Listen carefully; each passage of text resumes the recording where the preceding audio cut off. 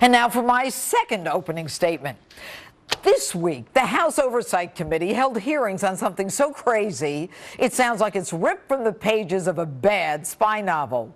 Drug Enforcement Administration agents engaging in sex parties, paid for by the very drug cartels that they were investigating. And not only were they not fired, some of them got bonuses and promotions. Now, DEA Chief Michelle Leonhardt, testifying before that committee, says that she doesn't have the power to simply fire those agents. I don't recommend the sanction. I can't fire. I can't recommend a penalty. You have to work with agents over whom you can't discipline and have no control, and you have no control over the security clearance. What the hell do you get to do? That was Congressman Trey Gowdy firing back at Leonhardt over her uselessness. Stick around, Congressman Gowdy himself is going to be my next guest. But back to the issue. Now, the Inspector General's report found the sex parties with prostitutes were funded by the local drug cartels, and they took place over a period of years, and that the DEA agents' weapons, computers, and smartphones were protected by those cartels during the sex parties. Protected by the cartels? What?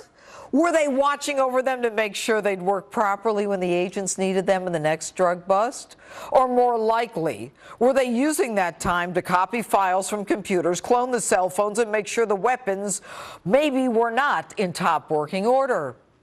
Now, you would think that after the 2012 Secret Service hooker hoedown, that this Leonhardt woman, clearly not a Lionheart and more along the lines of a Lois Lerner, would have done something about the issue, which, by the way, she had long known about.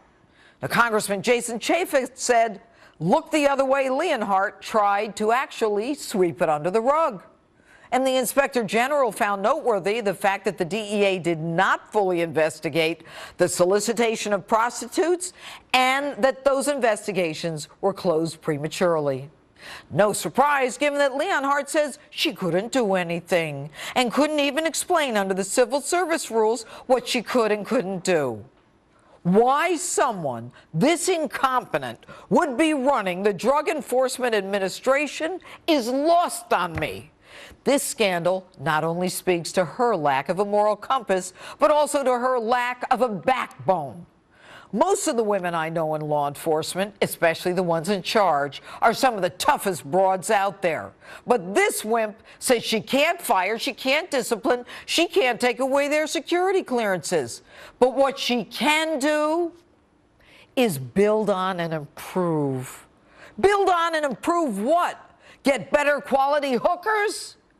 A real leader would know those agents are in jeopardy, that any cartel paying a prostitute to sleep with a cop is not doing it for public relations. They're doing it to get information, to stop cops from doing their job, or simply to kill them.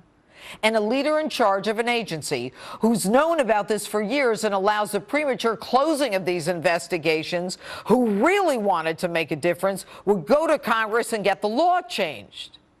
But then again, the law didn't need to be changed. Take a look at behavior that allows for punishment up to firing.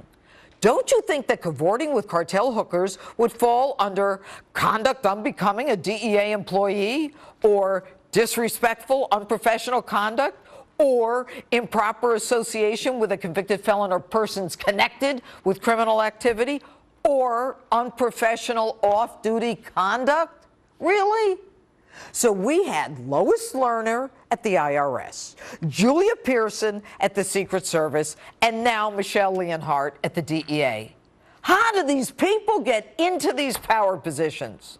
Look, I was a DA, I ran an office. I had an assistant DA take a county car, get in an accident, leave the scene of the accident with someone he shouldn't have been with in the first place. I didn't need anybody's permission. I didn't look at the law. The behavior was unprofessional. It reflected poorly on me and my office, so I fired him.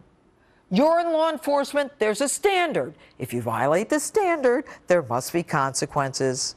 And if cowardly Leonhardt doesn't have the guts to do it, the ability to recognize the dangers of this behavior, then not only should she be fired without a pension, but we ought to get our money back. And that's my second open. Tell me what you think on